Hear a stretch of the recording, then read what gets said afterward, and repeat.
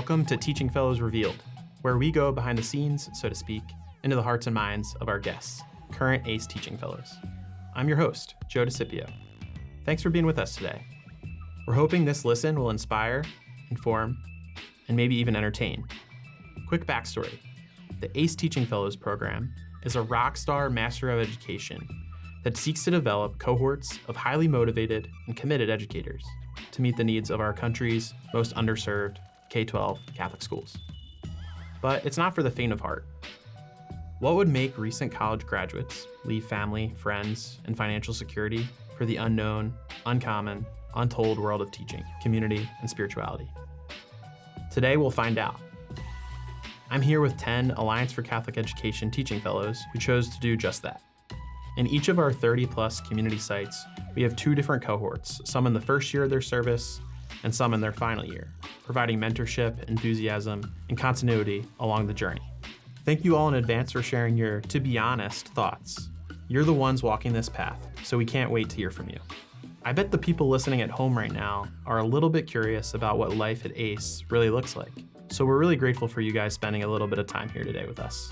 Our mashup here today features a battle of the Bs, Baton Rouge and Brownsville, from the Bayou to the Rio Grande Valley. Let's get some introductions started.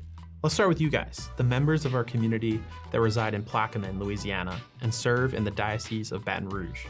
I'd love to just hear a little bit about who you are, where you grew up, and what you studied before you were asked to serve there. So could we just start with Henry? I'm Henry Jacobs. I'm from Laguna Niguel, California, and I'd studied economics before I joined ACE. Erin Fennessy here. I'm from Madison, Wisconsin, and I studied biochemistry, French, and journalism as an undergrad before ACE.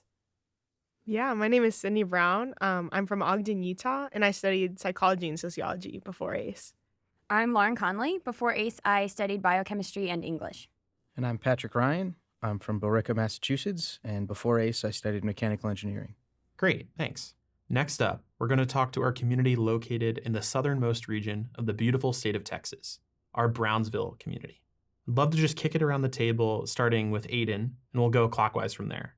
Just tell us quickly who you are, where you attended for your undergraduate studies, and what's been the highlight of your summer so far, besides the Boom Boom chicken salad in South Dining Hall. Yeah, that's a good one. Yeah, so my name's Aiden Anderson. I'll be teaching middle school science at Guadalupe Regional Middle School. I attended the University of Notre Dame for undergrad, and I've honestly just been really excited to get to know everyone in the Brownsville community and start to build the relationships that will carry on out throughout the year. And I'm Henry Glenn. I went to Creighton University undergrad in Omaha, Nebraska, studied political science there, and I'll be teaching high school social studies at St. Joseph Academy, which is in Brownsville, in the fall. My favorite part of the summer, there have been so many, but I think building this network of friends and people that I know and am able to look up to already so much all over the country has been such a special experience. Hi, everyone. My name is Helen Conroy. I went to the College of the Holy Cross in Massachusetts, and I majored in math, and I'm going to be teaching middle school math in Brownsville, Texas. Well, technically McAllen, Texas, with Lizzie at Our Lady of Sorrows. And I think that the highlight of my summer is, so I graduated 2 years ago, and going back to campus and living in a dorm with all of my friends and just activities all the time and just kind of being a college student again has been very fun. I am Lizzie Todd. I went to the University of Notre Dame and I studied political science and film, and I am currently teaching middle school social studies with Helen at Our Lady of Sorrows School in McAllen, Texas. My favorite thing so far from ACE summer is I really like playing sports, and we played a lot of spike ball, and that has been good. We got a little tournament going on. Me and Michael over here are moving to the next round, so I'll pass it to him. I'm Michael Averill, and I attended Siena College for undergrad studying political science and Spanish. I'm currently a middle school social studies teacher at Guadalupe Regional Middle School in Brownsville, Texas. And my favorite part of this summer has been returning back to the Notre Dame campus and reflecting on my year with the fellow ACE teachers and looking forward to improving upon the work from last year going into this next school year. Okay, thanks for sharing a little bit about yourselves with our listeners here. Before we get too far ahead, let's go back to the beginning. Let's just hear from a couple of you on what drew you to pursue teaching with ACE in the first place. Patrick, can you kick us off? My journey with ACE, I think, is in many ways a journey that I feel like is not my own and yet very much my own in like this weird dynamic. Both of my older brothers also went to Notre Dame, which was fantastic, and I got to go follow them. And my oldest brother is currently in seminary here with Holy Cross, and so he knew a lot of the priests who were involved with ACE, especially like Father Nate. And then my other older brother, Jimmy, did ACE, and so I was always kind of surrounded by that ACE culture, especially in my beginning years at Notre Dame with my brother being an intern for ACE and knowing he was going to do it. But moving up as a mechanical engineering student, that's not really like a common career path. None of my, classmates were really considering it, but I had some really great either senior mentors or RAs in my dorm. I lived in Stanford Hall. Go Griffins, scraw. They really modeled great examples of faith and service, and knowing that they were great guys and going to do ACE really sort of opened me up to the possibility that maybe I want to do that too. The last thing I want to say is my dad has been a high school physics teacher his entire life, and so that obviously is something that I value, just education and serving high school kids, something that I always was grateful that whenever I got the opportunity to follow in my dad's footsteps and do. And so then at the end of junior year, I applied to be an intern, and it was really in that application process that I realized I wanted to do ACE, because I didn't know where I was going yet, but I knew that I would be needed there. And I think there's a great value in giving yourself in that way. And no, I'm not this, crazy hero or awesome story here. Just like realizing that I do have talents and they can be put to good use, and just trusting ACE and trusting God in that process got me really excited to work with ACE as an intern my senior year, and then be even more excited to get down to Plaquemine once I found out I was going there. Lauren? In hindsight, I think I was always going to be a teacher, but it took me a long time to, accept is not quite the right word, but school was always my safe place. My teachers, I always loved them. I loved school. It was never I love English more than I love math, more than I love science. That wasn't it. I loved doing English and math and science and tech ed and French and Latin and whatever it was.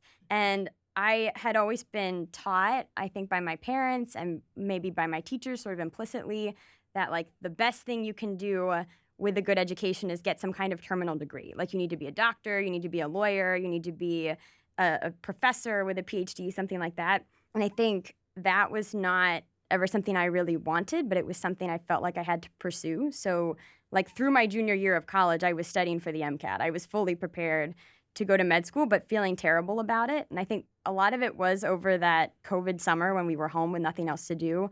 I was always like, oh, well, I'll enjoy studying the medicine stuff more when it's the only thing I have to do. And I actually hated it so much.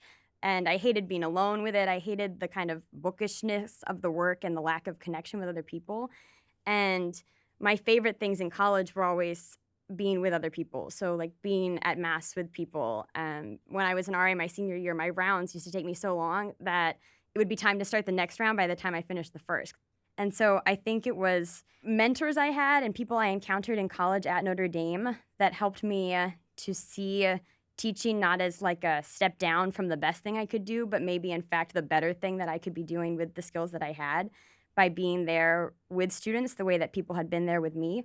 And so when I applied to be an intern, it was mostly because I'd had professors and priests and friends who really were like, we can see you here. You don't have to be a doctor to kind of maximize your skills, maximize your degree. I guess that's something I felt like I encountered a lot in college. Oh, well, you have a bachelor's degree from Notre Dame. You got to go be the head of some think tank or something like that, which is great for people who do that, but it's just was not what I wanted. And it was because of people in the ACE office, because of my friends, that I was able to kind of separate myself from that and pursue something that I've enjoyed a lot better.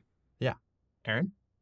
I think I came around to ACE in two ways is the way that I like to kind of talk about it. On the one hand, I kind of had my academic route of I was a biochemistry major. At one point in my sophomore year, I was considering doing a chemistry PhD, going full all the way, synthetic chemistry. I thought it was so cool.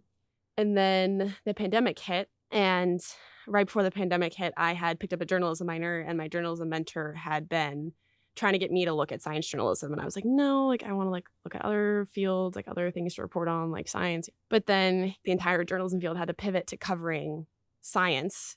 And a lot of people had not been trained in that way. And at the same time, all throughout my time at Notre Dame, I had mentors who had done ACE. So my assistant rector when I was in Walsh Hall, ACE grad. Two of my boxing coaches that I worked really closely with, ACE grads. And it was just always kind of on the periphery. And so then I was like, wait a second, teaching, education, there's a program for that. But then it was more than just the teaching part of it. It was also the going out into the world to do something, because we went through, Lauren, Patrick, and I were sophomores when we got sent home because of the pandemic. And then our entire junior year felt very confined to campus. And even a lot of like senior year was kind of like just baby step towards going back to normal. And so those kind of two pieces came together of like, I have the skill set that I want to cultivate. This also gives me the opportunity to actually go and, like Pat mentioned, to go someplace where like my skills will be useful to someone, to go out and actually do something with kind of the skills that I had cultivated in college. And Sid? Yeah, great answer. My story is a little bit different. I'm the first in my family to actually go to school like outside of the state. So that was already like a really, really big step for me. But what I learned, especially I think through sociology, but also just like my own life experiences, is that education is just like everything. And I think education is really just the thing I probably most prioritize in my own life, and I think should be just is so key to everybody's life, whether they know it or not. I feel like being educated allows you to sort of liberate yourself in a way. It leads you to find your own truth, no matter your situation. You can also just create new things and find new places and be the person that you want to be. And you can't do that unless you're educated. Personally, I'm considering maybe some sort of law degree or something after school, maybe a further PhD in sociology. But I thought it was hypocritical of me to want to change things for the better for maybe impoverished communities, marginalized communities, and people of color if I don't actually work with those communities before I try to do that. I think that's a big downfall of a lot of politicians or other people in power. So I really wanted to be able to do that. And another additional thing is my own like experience mirrors that of the kids that I'm going to teach. I'm a person of color, and then also I had ACE teachers growing up. I had ECHO teachers, and they were just so loved. And I really appreciated their efforts, and so I really want to be that for the kids I'm going to be teaching as well. Oh, that's awesome. Yeah, you guys like all mentioned kind of this desire to go and to serve and to like use the talents, the gifts, the experiences you've had to just be in the classroom with other people. I think the beauty in ACE is like those surprises that form us, just being sent somewhere too. And I would love to just hear as a group as a whole, when each of you were first like told like, hey, we have a spot for you teaching in the Rio Grande Valley, in Brownsville, or in McAllen. What was your initial just reaction to that? Guys, I'm just gonna start. Like, when I found out that I was going to Brownsville, Texas, I was so excited. Like, that was like basically my dream placement. And I didn't even really know what Brownsville, Texas was. But I remember like I requested all of these like very specific things I wanted to be like in like the very southernmost part of the US. And I definitely got that. I wanted to be in like a lively Spanish speaking community. I wanted to continue practicing Spanish from my experience in Argentina. I wanted to be teaching math to like an older group of kids, which is, middle school is great. I wanted some sort of challenge in that sense. And I definitely got that. Middle school is a challenge. I wanted to be like somewhat near like some water, like a beachy area. I've heard a lot about South Padre Beach. I'm so excited to, grade some papers there. So as soon as I found out about Brownsville, I was over the moon. I was like grinning so hard. And it wasn't until I started getting emails from our 29s and from various people from ACE just being like, hey, so you got Brownsville. Like, that's great. Like, we're so excited. And just like, I realized more and more that for whatever reason, sometimes people don't consider this their dream location. But I'm still so excited, Does anyone else want to share? Anyone feel similar, different? If you would like to be offered to the counter narrative. Anyone else? I was like pre-admitted to ACE, so I had found out about my acceptance in December. So I was just kind of waiting, knowing like I was definitely doing this program, but waiting to hear where. And I would look at the map. I told ACE they could send me anywhere, and that would be great. But I would like look at the list of places, and I just kind of ignored Mission and Brownsville. And what everyone said to me when they said, where do you want to get placed? I said, anywhere but Texas. And I was talking about like San Antonio and Austin and Dallas. And then they were like, you're going to Brownsville, Texas. And then I cried for a couple of hours. And then I went on a walk with Joe, our host, and he made me feel a little better. and now I'm happy. What about, like, was it the distance? Was it like the uncomfort with the different culture? What was it initially about Brownsville? It was definitely the distance. Yeah. Just, I'm from St. Louis originally. This is like 6 hours. It was always drivable being here at Notre Dame, but then learning I was going to be like 18 hours from home. Had a boyfriend at the time. There were some factors in there that made like that distance seem a lot longer than it really feels like now, because now I fly home. I get home in like 4 hours. It's pretty good. So Had a similar reaction. I didn't cry, but when I was looking at ACE cities, I was seeing all these cities that have sport teams, concert venues, like just young people in general. And Brownsville doesn't really have much of that. But after that 24-hour initial gut reaction, started to really realize what an opportunity this was. One of my best friends actually grew up in Harlingen, which is in the Rio Grande Valley, but went to St. Joe where Henry's going to be teaching. And what he was telling me was just that everyone down there is the friendliest person, most welcoming. I'm very excited to learn like about a new culture and just experience and live that for 2 years. I've already heard about like different, I don't know if would you consider Charo Days like a holiday? Charo Days is a holiday for sure. It is the Brownsville holiday. Yeah, so I'm very excited to experience that. We get a half day Thursday and off for Friday because of Charo Days, which, correct me if I'm wrong, but it celebrates like the relationship of the United States and Mexico at the border. Yes, it specifically celebrates the history between Matamoros, Mexico, and the city of Brownsville, Texas, which has been for over 150 years. They've been right across, the Rio Grande Valley from one another. So celebrating the connection between those two cultures over time. Yeah, so there's just all these elements and aspects that I'm learning more and more about, and I'm sure I will learn so much once I'm down in Brownsville. And I'm just really excited to experience that. I have a story that kind of falls in the middle of most of this. So like Lizzie, I was lucky enough to be admitted to ACE early when I was still a junior in college. And I spent the fall recruiting people at Creighton and in the city of Omaha, where I was living, to ACE, just telling them about it and talking about it. And as I would have these meetings and like stand at these tables at career fairs and talk all about this program, people would ask, where would you get sent? Like, where are you going to be teaching? And I would tell them like, oh, well, ACE goes everywhere, like 35, 36 cities across the country. New York, DC, Philly, bunch of spots in California, Denver, Chicago, Milwaukee. And they'd be like, okay.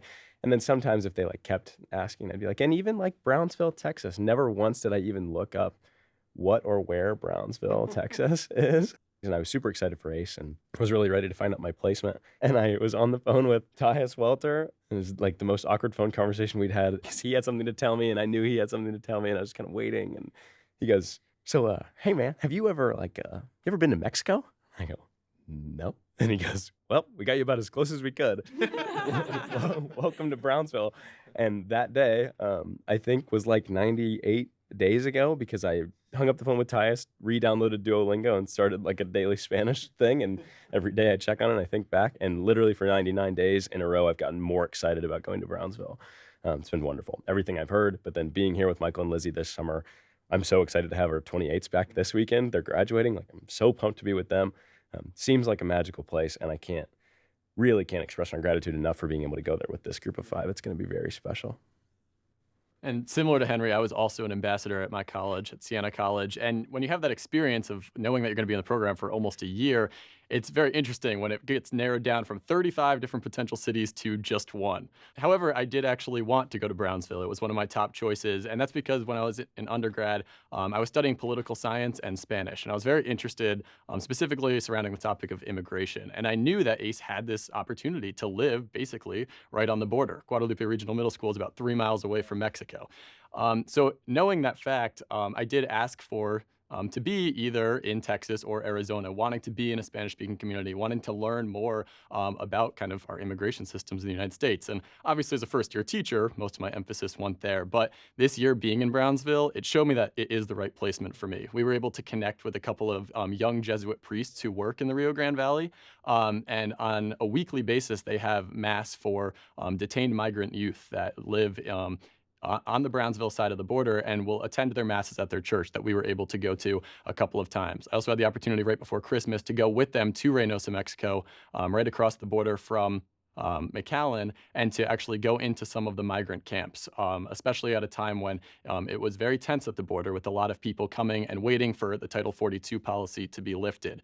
And to have that experience and to see that we have what are essentially refugee camps right on our border, and that the only response to those camps and to those people who are in need is a Catholic response, both on the United States side of the border and the Mexican side of the border, with very little other support coming from the governments of the two respective countries. So acknowledging that fact and seeing how the Catholic faith is in action at the border was absolutely incredible, and I hope I can dive deeper into that this year living in Brownsville once again. Yeah, I mean, you mentioned a little bit both in Char Days and then just right there, speaking about your experience getting to know the Jesuits, getting to see the work they're doing.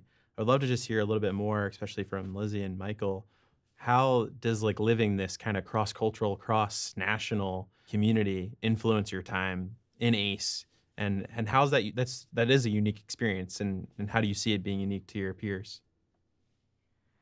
I'm definitely very grateful for it because I was supposed to study abroad in Spain. I guess this is an untold part of my story so far. Like, I took a lot of Spanish classes in high school and college, and I was supposed to study abroad in Spain, but that got canceled because of COVID. So being able to move down to the border has kind of revamped that dream for me in a sense of, oh, I can still keep learning Spanish. I can still pursue this goal that I've had for so long. And my coworkers have been so supportive of that as well. And they love, teaching me Spanish and talking to me about immigration and what's going on whenever I ask. And it's really humbling to just see how open these people are to the conversations down in the Rio Grande Valley, because they have a different perspective than what's on the news.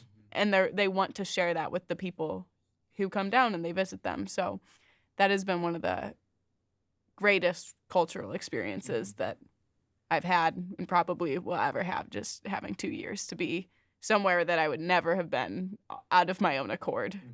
So.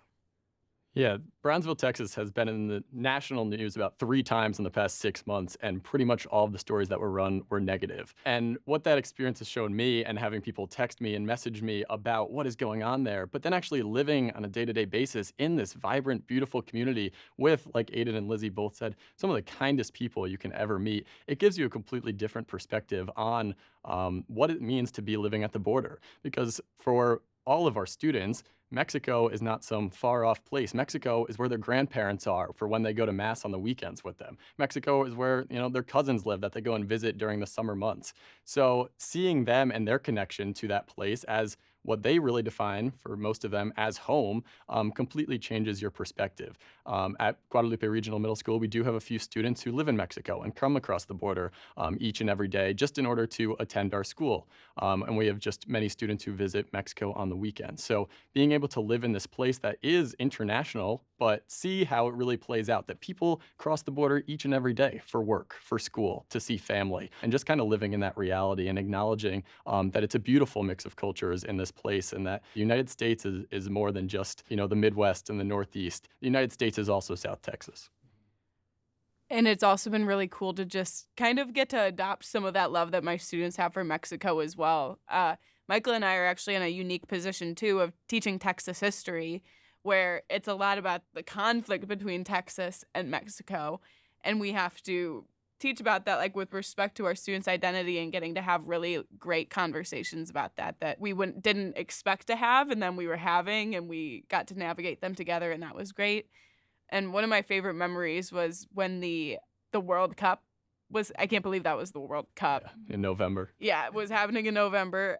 The U.S. games would happen, and we were all like, oh, cool. But when the Mexico games were on, we were in the gym watching them, and that was just an awesome experience. And I'll definitely root for them for the sake of my students for my whole life. Absolutely. It was a heartbreaker. They didn't make it out of their group stage, but it was a lot of fun to watch. I love hearing how you've been welcomed into the community in Brownsville. And I bet Baton Rouge has opened its arms to you in its own way. I'd love to just hear your initial reactions when you were first placed in the Baton Rouge community, as we call it here in ACE, but it's truly living in Plaquemine, Louisiana, a small town just across the river. So who'd like to just start us off? Please just jump right in. Henry, how about you? I remember it was the night before I met with you, Joe, and you gave me my placement. But the night before, I was like, couldn't sleep. I was like, oh, where am I gonna be? Like scrolling through the like Ace Where We Serve site for like the 100th time that year. And I came in the next morning, and you told me that I was gonna be in Baton Rouge. So I'm pretty excited to experience something new in like just the South in general and Louisiana. Yeah. Lauren? I remember when we were told, because it was a Sunday in March, and they told us Baton Rouge, so it wasn't really until probably maybe a week later that I realized where Plaquemine actually was, because we're actually about 35 minutes outside of Baton Rouge. But I remember being really surprised. Louisiana had just not really been on my radar, and so I was excited to explore a state I'd never, ever been to before in my entire life.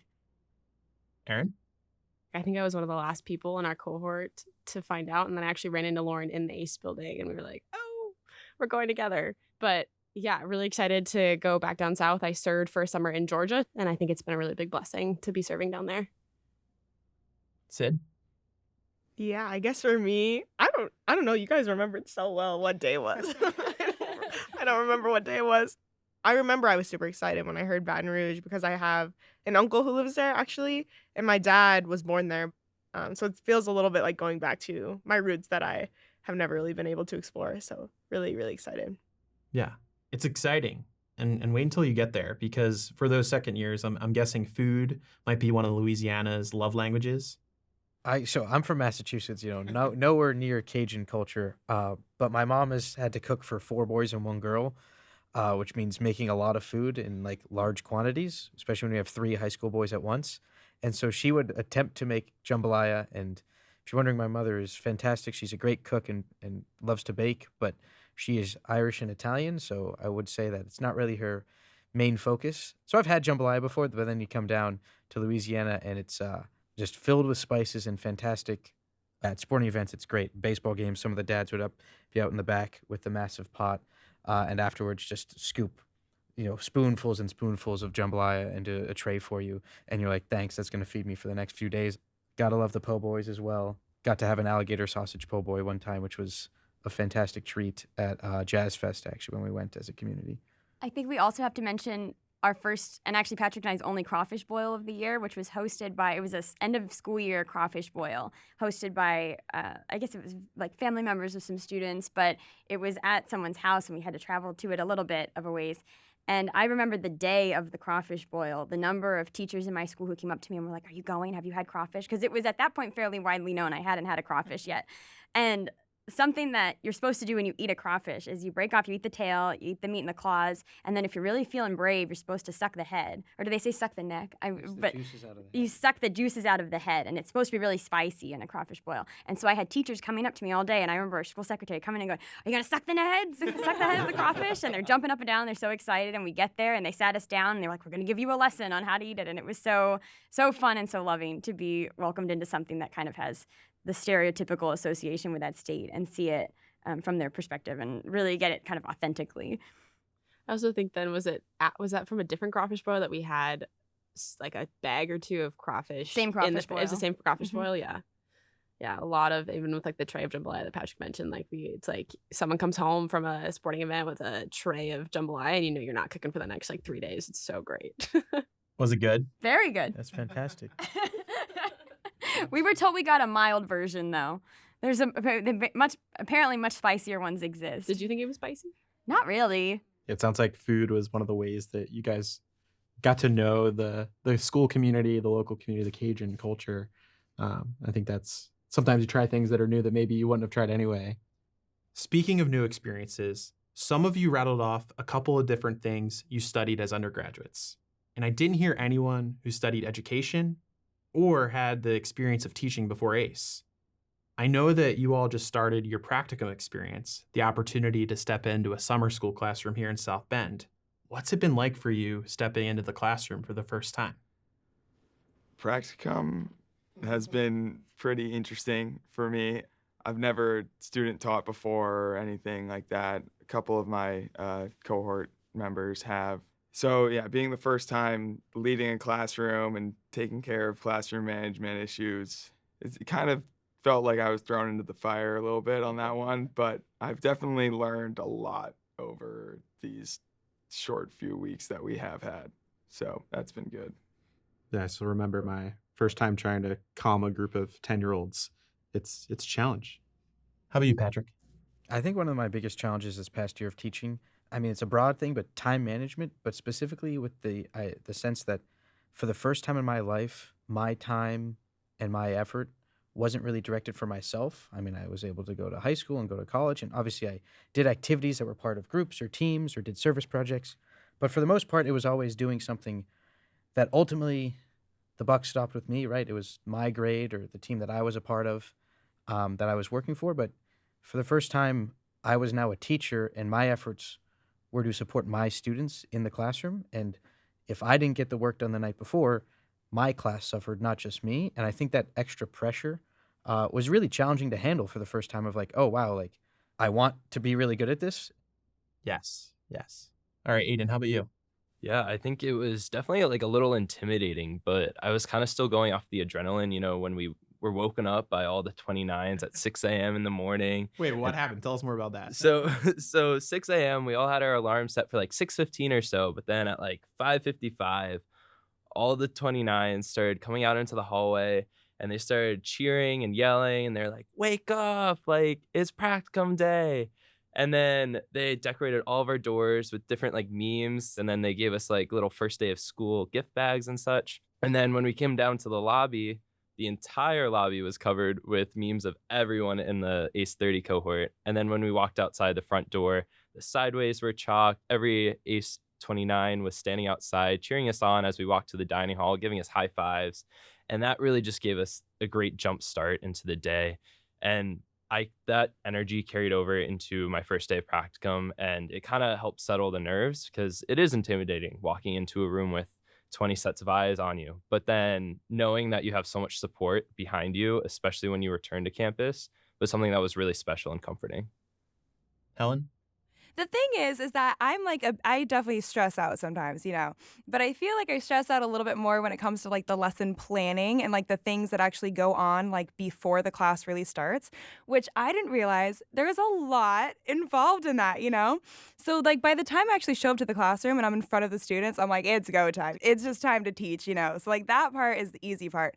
I think it's more like the things that like lead up to like when you're walking into the classroom that I just think that I've never really like considered being like such a big part of teaching, I absolutely agree with that. I think this summer more than anything has renewed my admiration for the profession. Mhm. My dad was my high school English teacher and then was the high school principal and like has had this career in education. And I always knew that he was like good at it. And I kind of thought that maybe like I could be good at it. I'm a lot like my dad. And like I feel that when I step in the classroom or walk down the hallway or talk to a student or explain an assignment or give a lecture or whatever it is. Like that part, the intangible part, I think is what everybody in ACE is bringing to the table. Regardless, I think like we all have some sort of X factor that's here. The back end work has been impressively challenging and in a way that I think has renewed my respect for teachers and my like just love of education. This is one of the hardest jobs you can ever do. And then there's this added like moral responsibility to children and to like the future and to information and all of these things that we think about all the time. And we're waking up and doing that on a daily basis. And then coming back and eating meals and going to classes and sharing community and going to mass and doing other things with people doing the same thing. And that has just been like really crazy to think that we're having such a unique experience here. So Lizzie, Michael, yeah, you had that experience last summer, and then in August, you stepped into your classrooms in Guadalupe and Our Lady of Sorrows. What was that like? Yeah, I would say similar to Henry, I come from a family of educators where my mom was a second grade teacher at my elementary school. My dad was my middle school and high school principal. And education was always something I thought about going into. And I had a really great experience in practicum teaching for the first time. But when I got to Brownsville, Texas, it was a pretty amazing experience because I had thought so long about who are my students going to be? What are they going to be like? But I do remember on that very first day of the school year, finally getting to my classroom, finally acknowledging the fact that like this is mine and I am in control of this space and feeling a sense of peace before walking into that day. However, that peace was quickly disrupted when it came to the middle schoolers that were coming into my class. I was overwhelmed from the start, but at the end of the day, I think we walked through that school year together and developed a relationship that I'm really proud of with each and every one of those students. So although it was a lot to teach in the first year, although there is a tremendous amount of that planning that the 29s and 30s have been experiencing even this summer, overall, it was just such a beneficial experience to be able to see that growth for me as a teacher, but also to walk through those relationships with the students over the course of the year. How about you, Lizzie? There was definitely this feeling going into the first day and getting into the classroom and feeling in front of them like these people are like mine for the whole year. Just having that ability to like be a positive influence in their lives day to day is really cool and something I try not to go numb to and really take on that responsibility. One thing that I think refreshes that more than anything else too is when we have report card night and I actually get to like hand the parents the report card and like just this reminder of how people are entrusting their children to you to become their students for an entire year. So it's just a lot to be grateful for. And amidst the stress, you can feel so much less grateful for that. But I think this summer has been so helpful in making me ready and excited to go back to these students that have a lot of trust in us and their families. So I think for a final question before we kind of wrap up, would love to just hear if you have just a short final couple of words of advice you would give yourself a year ago or a couple of months ago that you feel like would be good advice to someone just starting this journey as a teacher with ACE. Sleep. I don't know. That's all I've got. Something I would tell myself is to just dive in head first and just accept like everything that the ACE community has for you. Go and do new things, especially, I mean, I've only been here for the summer, but I've been going out and playing basketball, which is not something I do very often, and kind of like accepting this new position in a classroom. And so just diving, like not really hesitating on that is definitely something I would tell myself. I guess I'll add on to that too. I think I would tell myself just like you are exactly who those kids are gonna need you to be. Like you're gonna have days that are really, really tough in practicum. I'm sure this upcoming year will have some trials as well, but you'll be where you need to be. You'll sort of find your way as you go through classes, through the people you meet with your community. It's gonna work out just fine. Like find those positives and keep going, and you'll get where you need to be. And those kids really need you. So don't doubt yourself. I think this might be a little bit cliche, but it's the most important part of the job is showing up. And that, like kind of like Sid mentioned, like it's going to be hard sometimes and you're not going to have it all figured out, but it's important that you get out of bed every day, you get in your car and you go to work and you show up.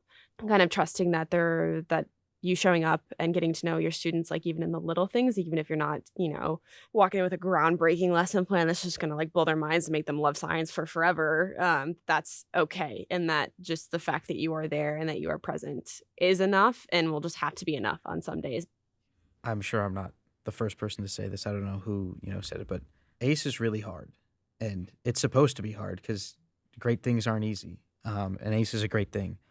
What we're doing is incredibly challenging, but incredibly life-giving, both to our students, our communities, and to ourselves. And I think knowing that and really embracing that struggle, and then just really leaning into any opportunity you can to form connections within your house community and within your school community. I think it would have been really easy for me to be really intimidated by my first semester of teaching and tell my principal that maybe I don't want to coach baseball in the spring. But knowing me, I love baseball too much that was never going to be an option. But looking back, it was one of the greatest things that I could have done in the spring semester in terms of getting to know my students, getting to feel like I was a true part of the community in ways that I hadn't experienced yet, even when it was exhausting and tiring. Knowing that, it was always hard work, but it was good work. I would tell myself, especially in the first semester, to just like really be where my feet are. Something that was true of me even in college was that I was always trying to plan for the next thing. That was part of why it took me so long to come around to teaching, honestly, because I was constantly like, well, what should be my 5-year plan, my 8-year plan, my 10-year plan? But when you're teaching, when you're in a new place, when you're meeting all these new people, to some extent, it's not worth the stress. It takes you away from the beauty of where you are and what you're doing. like fourth period's gonna happen, but thinking all about fourth period takes you away from the kid who's trying to tell you a story in third period, or the kid who comes to you in the morning and needs you for something that happened at home. And just my best days in school were the days where I was really with them. I wasn't in my own head with worries about myself or worries about the next day, or was just really trying to give myself, mind, body, and soul to the profession, which in many ways, and I think actually in all ways, is a vocation more than anything else. It's beautiful. Yeah, this one might just sound kind of corny overall, but live in each moment. Don't take any of the days for granted, because you get 180 days with those kids, but collectively they will go by pretty fast. And your 8th graders will graduate and they will move on. So just enjoy every little moment with these kids. Yeah. I'd say take the time for those 30-second conversations. I think it's so easy just to like say hi and continue walking by someone, but just stopping and actually like saying hello to someone just goes the extra mile in building a relationship. And maybe you go to bed a minute later. So what, But if you take a minute out of your day to say hello to those people, over time, those minutes add up. And just forming those deeper connections doesn't just build them a better support system, but it builds you a better support system. And I think just stopping, saying hello was like the biggest thing that I will continue to keep doing going forward. I think I'll be reflecting on this summer and what it's meant for me for a really long time. The piece of advice I would give myself is to be more flexible. I think if undergrad had pillars, one would certainly be individualism. I get to make my own schedule, and everything was about me and my day that didn't look like anybody else's day for 4 years. And ACE's pillar of community flips that on its head. It's like I wake up and check the Google Calendar to see where I'm going today. Like, where are they sending me today? Being flexible just makes everything easier. But most importantly, allows me to step back and be grateful for the small moments, but also for things like sleep and like eating and sharing a walk with people and other things. Today we had class in a different building. So the schedule was thrown off and we were all a little bit later than we wanted to be to class. And we sit down and go through this 2.5 hour long class. And then at the end, the last 5 minutes, the professor, Mark Johnson, had us pull out, he passed out these thank you notes with envelopes and said okay, take 5 minutes and write somebody an ACE a thank you note from so far. And it was all just we were all just whoa. And as I was writing, I was thinking number one, how special that I have a list of people that I could write a thank you note to, and I've been here for a month and a half, that there are so many people that I'm grateful enough for to fill space and time with a letter to. But also, what a special graduate program that a professor on a Wednesday afternoon is having me write a thank you note to somebody to make space for gratitude in my life, to remind us why we're here. That this is not just kind of a churn and burn sort of program where it's a zero-sum game. There's some value in this, and I think being a little more flexibility on the front end would have helped me see that earlier. Wow. Do I have to follow that? I will. No, I think that my advice is to listen to all of the ACE leaders' advice on the fact that it is more important to get your work done than to have it be absolutely perfect.